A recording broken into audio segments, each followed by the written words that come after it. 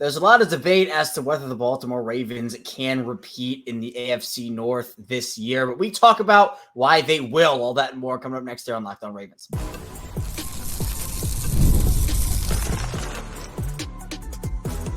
You are Locked On Ravens, your daily Baltimore Ravens podcast. Part of the Locked On Podcast Network, your team every day.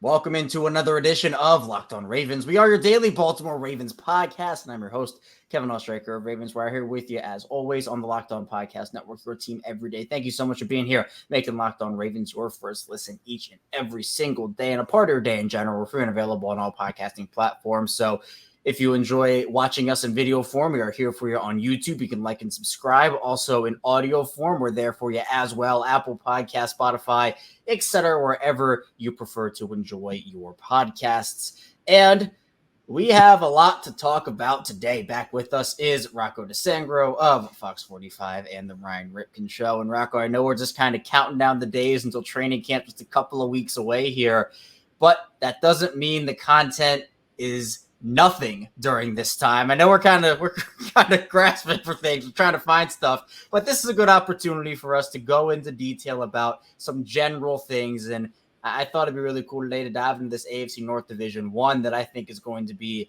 another incredible one this season.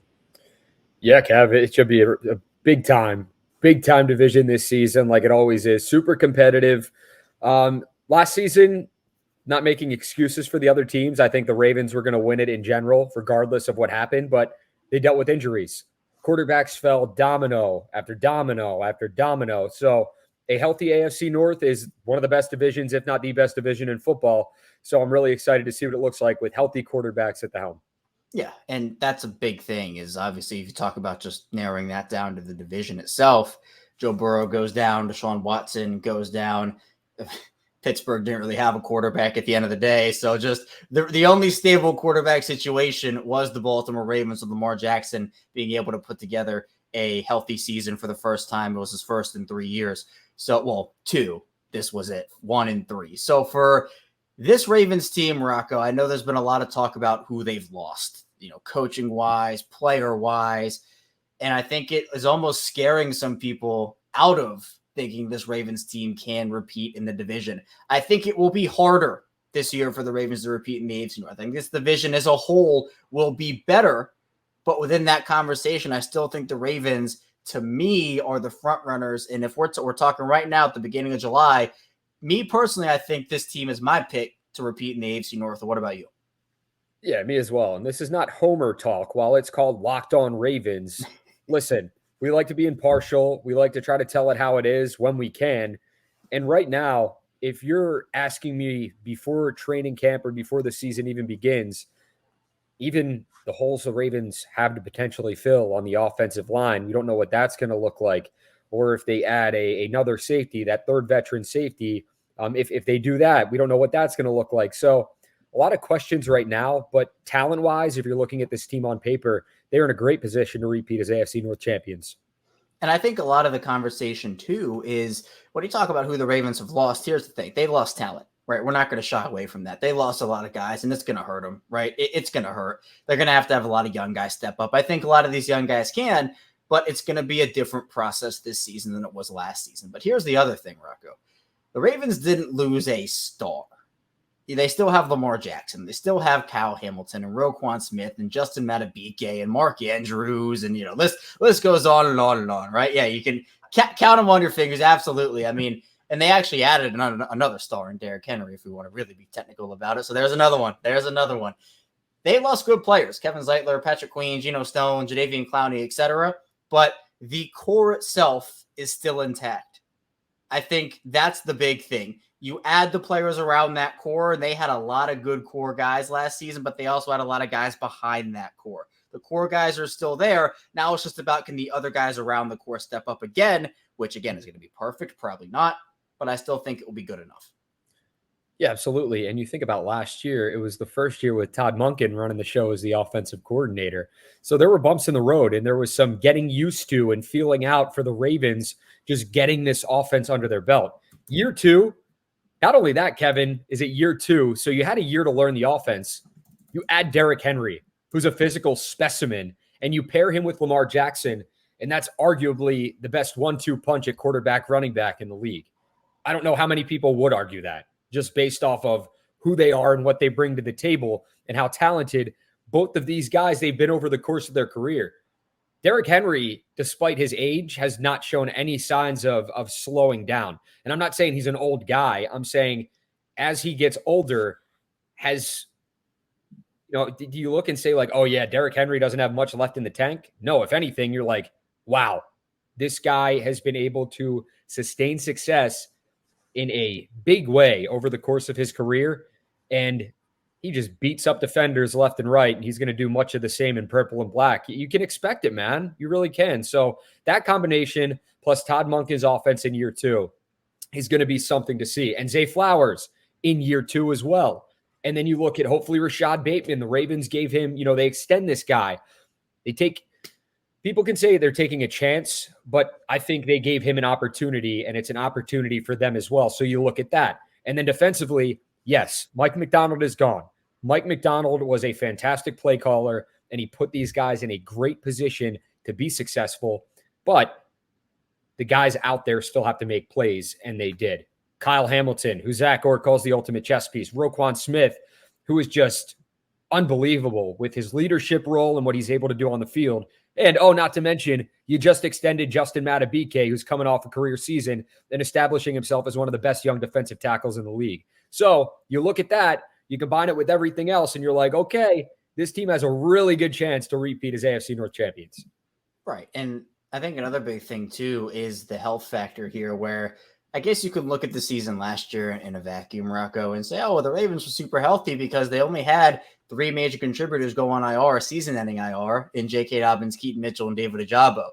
Now you actually want to look at what happened, and the Ravens were very injured last season because it was a guy who missed a month here, and then another guy missed 3 weeks there. I know we've had this conversation of guys who were out for shorter amounts of time, but the injuries still piled up for this team. Injuries are going to happen every season. This is football. I mean, that's obvious. But a lot of this does come down to health for the Ravens, and I think, again, for the first time in a while, again, we saw Lamar Jackson play a full healthy season. The talent around him, while they did have to miss time here and there, other guys stepped up. I like Baltimore's roster. I think, again, the overall proven depth took a hit. I think part of the reason why Baltimore was so good was because you could just slide Geno Stone in for Marcus Williams when he got injured. You could slide Ronald Darby in for a Marlon Humphrey when he went down. Isaiah Likely going in for Mark Andrews. The good thing is you still have some of that depth there, like a Likely, for example. The other part of that is you draft guys like Nate Wiggins. But if you don't agree with how the Ravens did the free agency portion of this offseason, I wouldn't blame you because it was Derrick Henry and then literally nothing else at the end of the day. Maybe Josh Jones if you want to put him in that conversation. I still think Baltimore's depth is good enough. Plus, with the Ravens, they did go 3-3 in the division. I don't necessarily count that last Pittsburgh game, but we will count it for the sake of the record. 3-3. We'll talk about the teams specifically, Rocco, Steelers, Bengals, and Browns in the other parts of the show here. But I still really love what the Ravens have. And for the record, I still think Lamar Jackson is the best quarterback in the division. I agree, Kevin. I really do. I want to disagree with you. Not with Lamar Jackson, just because I like disagreeing with you sometimes. Wow. All right. I disagree with you about Lamar Jackson being the best quarterback in the division because he's coming off his second MVP. He's done a fantastic job. He's super dynamic, super talented. I think Lamar Jackson's looking to take an even bigger step in 2024. And that's crazy to think about because he just won his second MVP. But players can always get better, Lamar included. He knows that. Working out with guys in the offseason, that's what you want to see. And you want to see these guys come back and ready to go when training camp begins in late July. This month, it's crazy. We're already in July. This year's flying by. But football will be here before you know it. The Ravens know that. And they're about to gear up, really hit the ground running.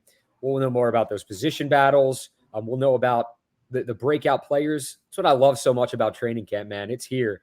But with you saying Lamar Jackson being the best quarterback in the division, yes, he is. What he's able to do, how versatile he is, how dynamic he is. And people go, oh, Joe Burrow took his team to a Super Bowl. Like he's been there. Lamar hasn't. Okay. So you're going to tell me that just because a player has taken their team to the Super Bowl, you're going to take them over someone else. Joe Burrow is super talented. I think between him and Lamar, you have 1 and 2. They're and you could go either way.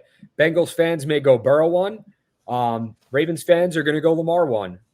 People out there that aren't a fan of either team, it can go either way. But for me, my personal opinion, I think Lamar's the better quarterback. You just said the same thing. Yeah, I do. And I think it is a quarterback-driven league, right? I think can you win a Super Bowl with, a top 15 quarterback? Sure, it's possible. But it's to me, it's the rare route to go.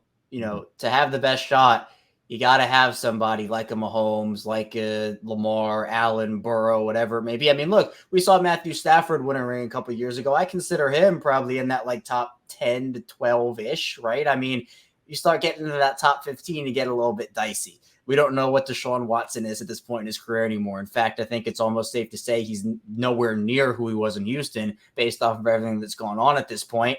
And Russell Wilson, we know, is nowhere near the player that he was in Seattle. So those are going to be conversations we'll have in the second part of the show, and the third, obviously, with the other teams specifically. But the Ravens still have a really good roster. It's going to be a different year with the players and the coaching staff they have. I think, again, it will be a bit harder for the Ravens to win in this division, right? I think that you're going to have the Bengals coming back with Burrow. I think that is a big deal. Plus, they were able to, if this is the last hurrah with Higgins and maybe Chase, probably Higgins, not Chase. We'll talk about that. But I think it will probably come down to the Ravens and the Bengals, with the Steelers always hanging around in there to be that dark horse. I think the Browns are talented, especially on the defensive side of the ball, but there's still a lot to get into with those three teams. So coming up in the second part of the show, we'll focus on the Steelers because obviously the Ravens-Steelers rivalry has that history, and they're the rival here. So we'll talk about the Steelers. Are they the biggest threat to the Ravens in the division? All that and more coming up next here on Locked On Ravens.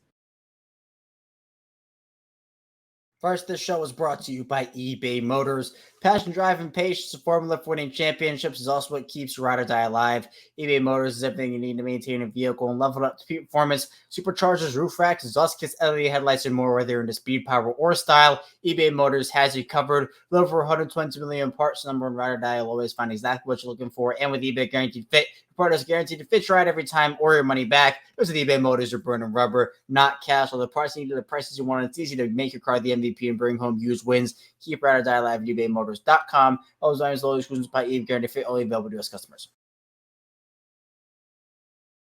We are back, our second segment of Locked On Ravens. Kevin Oestreicher and Rocco DiSangro still talking with you here.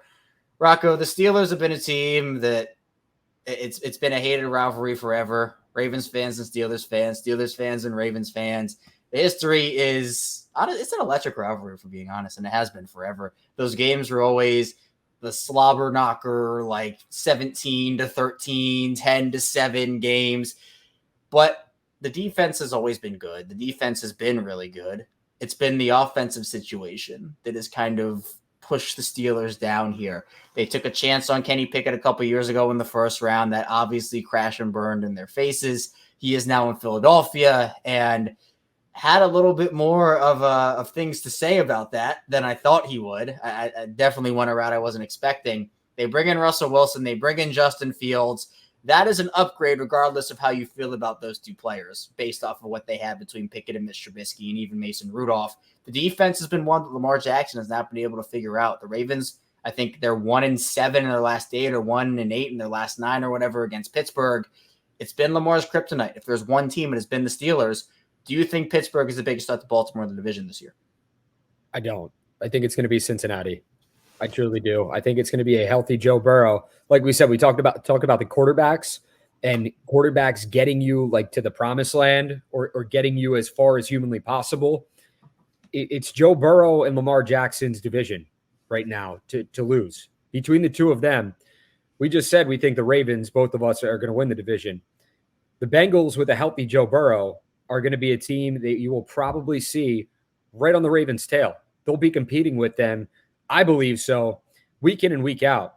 And you know what? It could be a tight race down to the wire. But when Joe Burrow is healthy, you see a different Bengals team than last season. You take Joe Burrow off the field, how talented he is, it takes so much away from them offensively. And they're a team that needs to put up points to win games. I mean, that's Captain Obvious. Thanks, Rocco. Like, There you that's go. football, to put up points to win games. But when Joe Burrow is out there healthy and doing his thing and slinging the football, the Bengals, I'm not going to call them, the team that I think can win the division because, like I said, Ravens, but I think they are the biggest threat to the Ravens to repeat as AFC North champions. Yeah, and to me, I just think for Baltimore, it's about almost like getting over the Steelers hump again, where I think both teams have had this, where the Steelers have had times where they have struggled immensely against the Ravens. The Ravens had times where they've struggled against the Steelers, but those games always seem to be one possession, come down to the last second, field goal, touchdown. I mean, we saw last year, right? That Pickens touchdown down the sideline on Marlin that decided the game. It's always games like that. But to me, just talking about the Steelers a little bit more, Rocco, everyone talks about how over the course of Lamar Jackson's career, he's had no help in the wide receiver room. The wide receiver rooms have been terrible. And, regardless, which to an extent it's true. I mean, they have not put, at least during the rookie contract, they did not put the right weapons around Lamar. I've been very consistent in saying that. I thought they should have gone out there and get him an A.J. Brown or DeAndre Hopkins or whatever it may be. But this Steelers wide receiver room, Rocco, if I'm a Steelers fan, that kind of scares me a little bit because George Pickens is their guy. He's their unquestioned number one, but they trade away Deontay Johnson. You have Scotty Miller. You have a couple of other vets in there. You invested some draft capital there for the Steelers in that position. To me, everyone talks about the Ravens wide receiver room. I think it's the Steelers wide receiver room that people should be focusing on. And I think it's the worst in the league by a pretty wide margin. Yeah, no, I would agree with you there, Kev. And there's going to be a lot of questions. And that's why I didn't pick the Steelers as the biggest threat to the Ravens this year for the AFC North, because there are a ton of questions offensively with the Steelers. How is Russell Wilson or Justin Fields? I mean, the plan, it seems, is to start Russell Wilson for the majority of the season. How's it going to pan out in Pittsburgh? Is this going to be shades of Seattle Russell Wilson, where you're getting a good quarterback? Or is this going to be shades of Denver Russell Wilson, where you're looking at one of the laughing stocks of the league when it comes to the quarterback position, and everyone's just like, oh, look at what Russell Wilson, he's friggin' terrible, because that's how he was viewed in Denver. Things just didn't work out. He wasn't playing great football either, Kev. So it depends on what Russell Wilson you're going to get. Also, first year with a brand new offensive coordinator. So I probably should have worded that differently. New offensive coordinator whose first year it is coming in with Arthur Smith. So how's that going to work out? And then you look at the receiver room with the question marks. Okay, is George Pickens ready to be a number one receiver? Is he ready to take that on in the National Football League? He's the most talented and he's the best receiver, but is he ready to be a true number one day in, day out, week in, week out for the Steelers to help them win football games?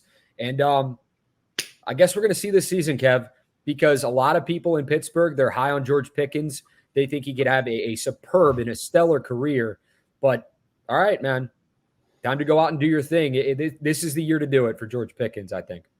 Now, what do you think is the thing with this Pittsburgh defense that Lamar Jackson and this Ravens offense just has not been able to figure out? They're a relentless group. There's a ton of talent there. Obviously, there are storylines with Patrick Queen going to Pittsburgh and acting like the villain, a bunch of former Ravens over there now. But it is a fact, and we talked about it, that Lamar Jackson, over the course of his career, he has never started both Pittsburgh games in a season in his entire career. He has always missed at least one of those games. That's just a fact. It's not really like anything that has anything to do with anything. But the fact is that Lamar hasn't been able to figure him out. And he hasn't had like one of those like we see almost every time he plays Cincinnati, Lamar Jackson vintage performance. Cleveland, he loves playing Cleveland. He does not like playing Pittsburgh. I don't know what the reasons are. Do you have any idea? Well, Lamar hates the cold. So you go to Pittsburgh and it's cold, that could be the kid. No, it's like I think Ohio's not cold. But no, everywhere is cold. But Pittsburgh's like a different type of cold. It feels like when you just go there and see a game, just the atmosphere. It's I don't know. Yeah, that's exactly. It's cold everywhere. No, but I don't know what it is, man. I really don't. I think it's. I don't want to push towards maybe Mike Tomlin.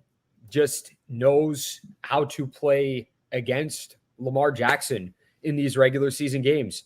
Maybe they just have a great game plan going up against Lamar, and it's something that, all right, Lamar, like when you play the Steelers this year, it's time for a statement game. And I think we're going to see that from Lamar Jackson. Last year was just a terrible slop fest of a game. And just, I remember watching it, looking at the score, watching how it ended. I know Ravens flock. They wanted to throw up after that. It was just an ugly performance just from the offense as a whole. It was not a great game. Like there was no excuse to lose to the Steelers last season other than the Ravens just beating themselves. I mean, play after play after play. It was like, what are we doing here? So, I mean, it's time, man. Go in there, beat the Steelers. If you're going to play them twice, then beat them twice. But for Lamar, the reason he didn't play them twice, we know it was because the Ravens already had that 1 seed locked up. They were good. So I know you're just throwing out numbers, Kev, and the stats.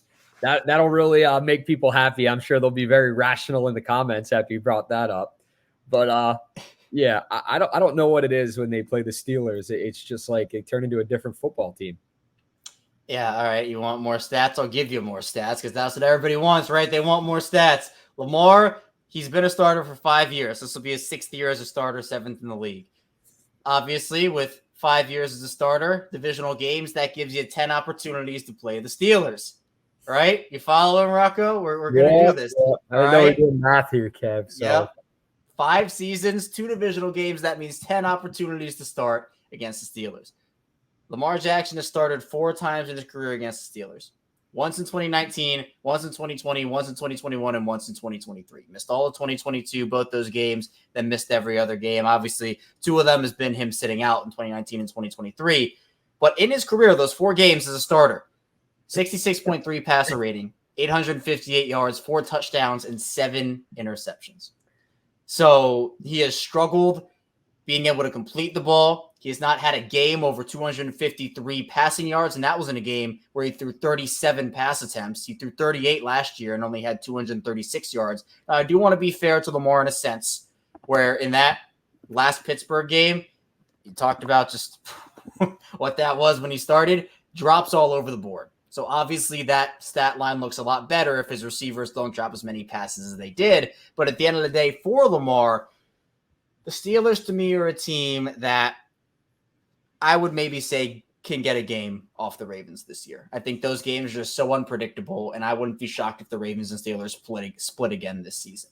I think Oh, go ahead, guys. No, what do you got? What do you got? No. I thought you were. I'm sorry. I was saying, like, I think the difference maker this year is going to be having a Derrick Henry. Maybe we'll see a different Lamar Jackson out there when they play the Steelers, because when you have a Derrick Henry, when you have a juggernaut in the backfield that can beat a defense up and then allow Lamar to go in there and do his thing and open up the passing lanes as well, maybe that's the key to a win against the Steelers this year for Lamar. Maybe it's the key to 2 wins this year against the Steelers for Lamar. Who knows?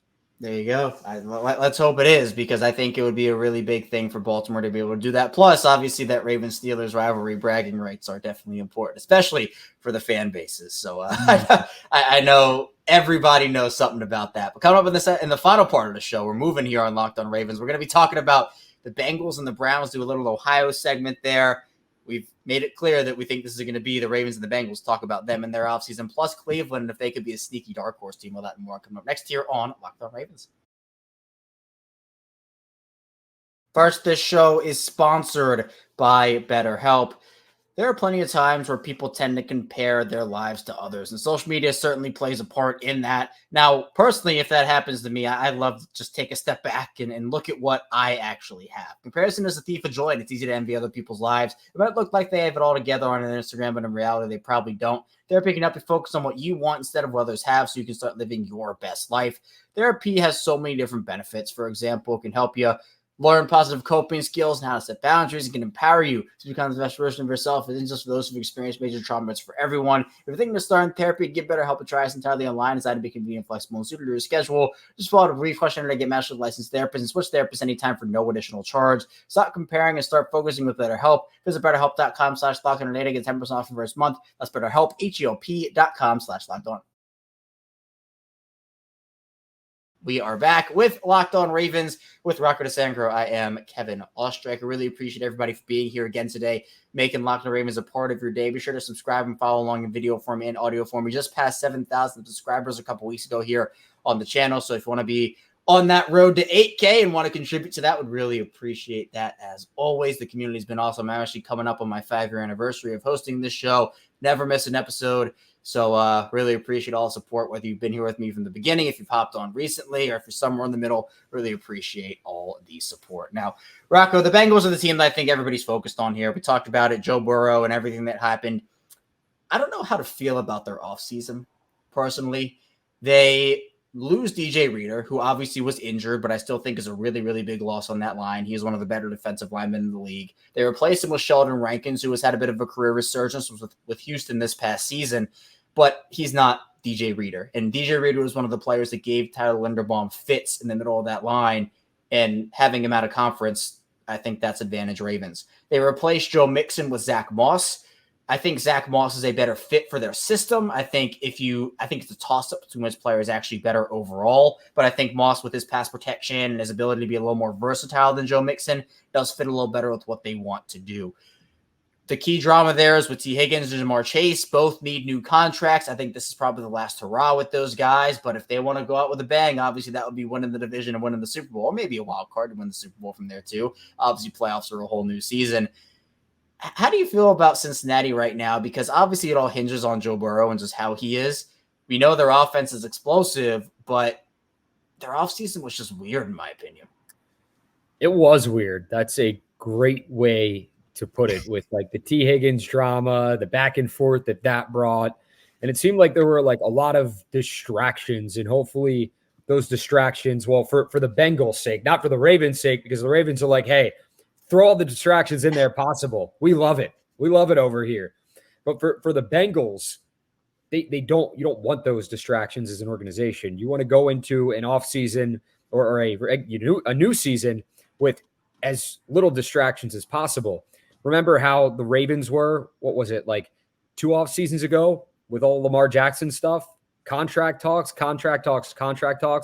Then they got it figured out. But it's a topic of conversation. And for teams, front offices, head coaches, players, they can say, oh, yeah, we don't worry about that. We don't, it doesn't distract us. Like, we don't pay attention to all of that. They do. And they hear it and they see it. It's hard not to see it. Wherever you go, whatever you turn on, it's there. So I kind of view that for them. The T. Higgins stuff was a distraction, but it's all of that. All could be good and well for the Bengals if, they take care of business in 2024. If they go out there, play the game, there's no drama going forward with anybody. This is a team with tons of talent on the offensive side of the ball. I really like the addition of Zach Moss because he stepped up in a big way when Jonathan Taylor was out, and you saw how talented he could be. So adding him to the Bengals, I don't know if that's going to be the answer for a Joe Mixon departure, but I do know this: Zach Moss is a pretty good running back. So offensively, they lost a good running back. They added another good running back. It depends on how good he's going to be though in 2024, but they definitely have the weapons on the offensive side of the ball. And then you look at the defensive side of the ball. They steal Geno Stone from the Ravens. They get him. And, that could be a gamble. It could be a gamble for Cincinnati because Geno Stone, he's coming off his best season in the National Football League. And it was really his first season getting super significant time in the secondary. So is it going to pay off? It could. But it also could be a case of they shot themselves in the foot. We saw Geno Stone in a 3-safety set at times. We saw him step up when Marcus Williams was down. We saw him come up in some big ways. I think there are people here that wish Geno Stone the best, but they're like, you know what, man? You're on the other side now, so we could care less about how you do. But looking at that as a whole, they have the talent. They have the skill. It's all a matter of if they can put it together with a healthy Joe Burrow on the field, and that's going to be the key, is having him out there because it goes through him when it comes to Cincinnati. Yeah, a lot of the questions about Cincinnati, at least last year, was in their secondary. Obviously, Joby Awuzie ended up going down with an injury, or he was coming back, and it ended up just not being good. And the secondary was rough. I mean, Dax Hill, I think they expected to take a big step forward, and he didn't do as much as they thought. They brought in Geno Stone, as you talked about, Von Bell also, who was a big part of their defense a couple years ago. I think he went to Carolina, if I'm not mistaken. He got brought back. So it was just weird. Their secondary was not great last season, so they needed to bolster that up. But they also you want to talk about weird. Amarius Mims was their pick, and he's a guy that he's a massive human being. But they signed Trent Brown, and they already have Orlando Brown Jr. Amarius Mims, he can't really kick into guard. He's going to be probably on the bench this year, unless an injury happens. And what I was kind of talking about the Ravens, we talked about this too, Rocco, I think, was when you're in contention, when you have a specific window, obviously it's important to get the prospects that you want and that you feel like can help you long term. That's a really big thing. But when you're trying to win, it's really important to be able to get contributions from high-level draft picks, especially ones you're spending really high-level compensation on.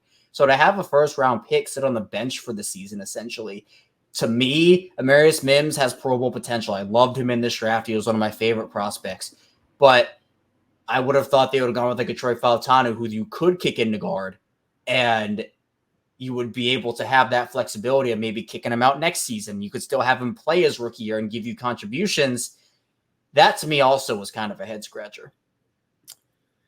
Yeah, but you know what? They did, at the end of the day, Kev, they bolstered the offensive line. Sure. They were trying to add as much protection as humanly possible for their quarterback. They don't want another case of Joe Burrow suffering a hand or a wrist injury where he's done for the season. That's what you don't want to do.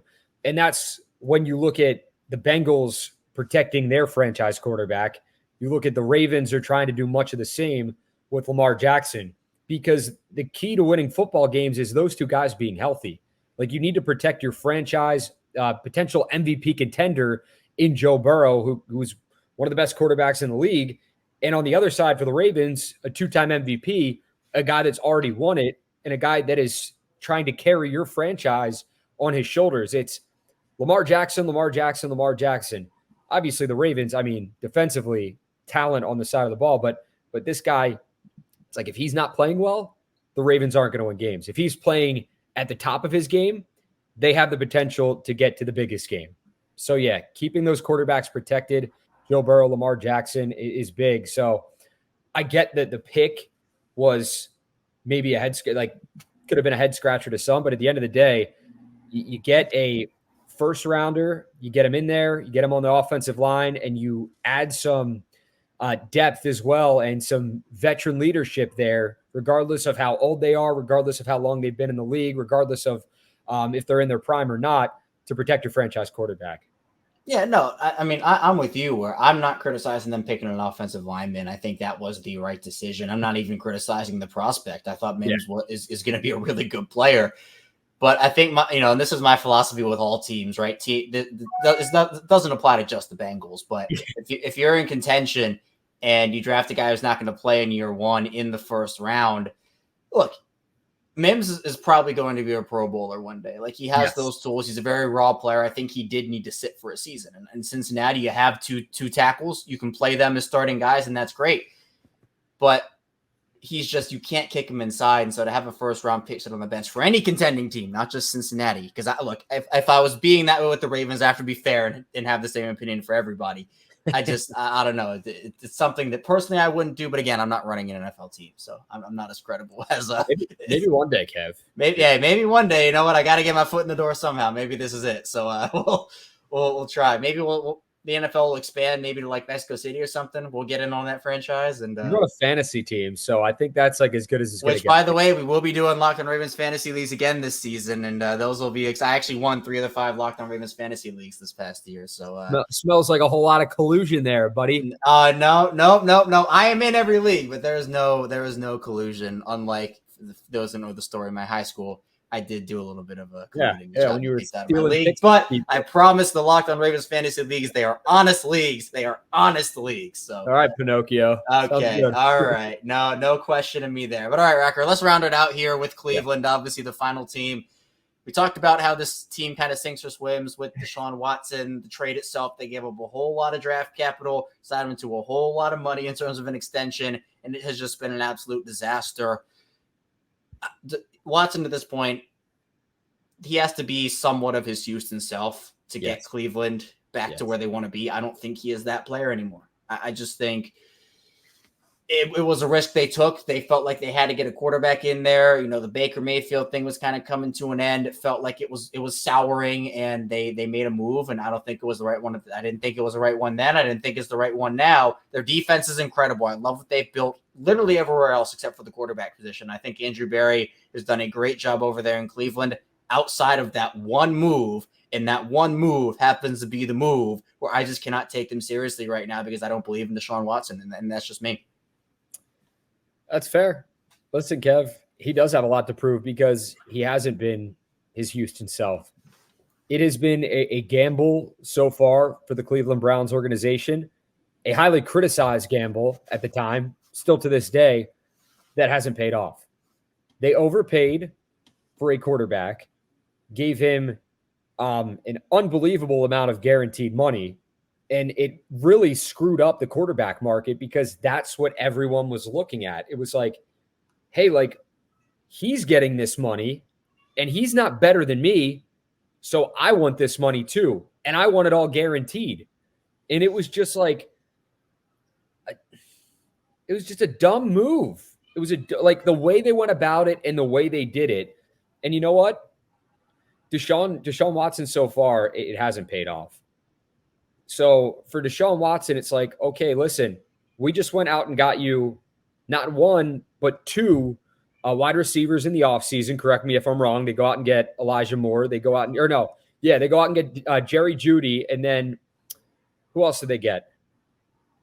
They got Elijah Moore last offseason, and then they had Amari Cooper, obviously. But they got him last offseason. So they got Jeudy is who I'm talking about. So Moore was last offseason. They get Jeudy this offseason, and it's like you have those guys, and I'm not saying those guys alone are going to win you anything.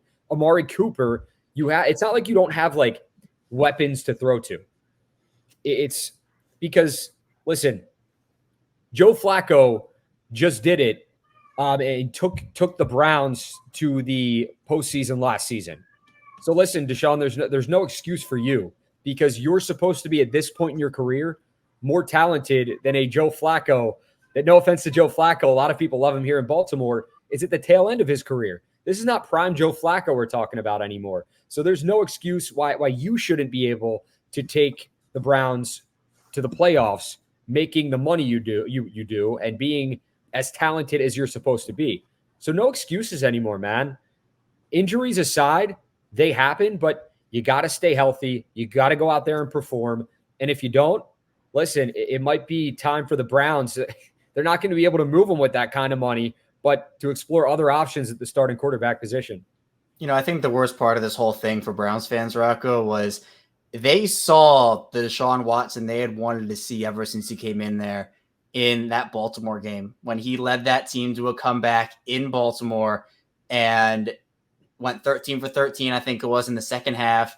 And I think Cleveland fans were like, all right, this is what we've been waiting to see this whole time here. It was a gritty win against a division rival. And then the news comes out that his shoulder is all busted up and he has to miss the season. And that's the end of that. So whether it's been health, the suspension, the poor play, it hasn't worked out at all. And I think when you're talking about this division as a whole, look, I could see any of these teams theoretically winning it. I think all of them are talented enough to in different aspects. But even though Baltimore lost a lot of guys, they lost a lot of quality coaches, their core is still there. And that's why, to me, I think they will still be the winners of the AFC North. But again, we have a lot of time between now and December when we will know that.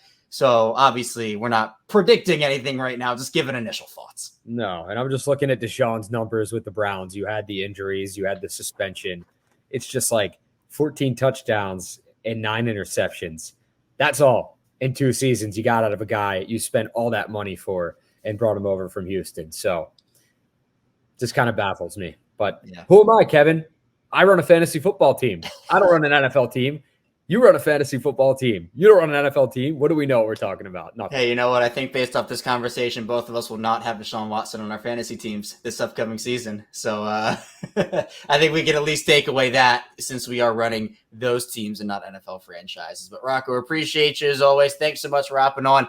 Tell people where they can find you, what you're working on. Only a couple weeks now till the NFL training camp starts up. Find me on X at Rocco DiSangro. You can find me on Instagram at rdesangro. Post a lot of my stuff there. Fox 45, I'm a sports anchor and reporter there. And you can watch me on the Ryan Ripken Show as a co-host with Kevin and many others. So Rocco's everywhere. Be sure to check out all his work. Links in the description as always. Rocco, appreciate you as always. Thank you so much again. And to everybody listening, thank you for tuning into Locked On Ravens. We'll take a 2-day break. And we'll be back here on Monday talking about more Ravens football. As again, we're inching closer and closer to training camp. Stay tuned. We'll see you right back here soon on Locked On Ravens.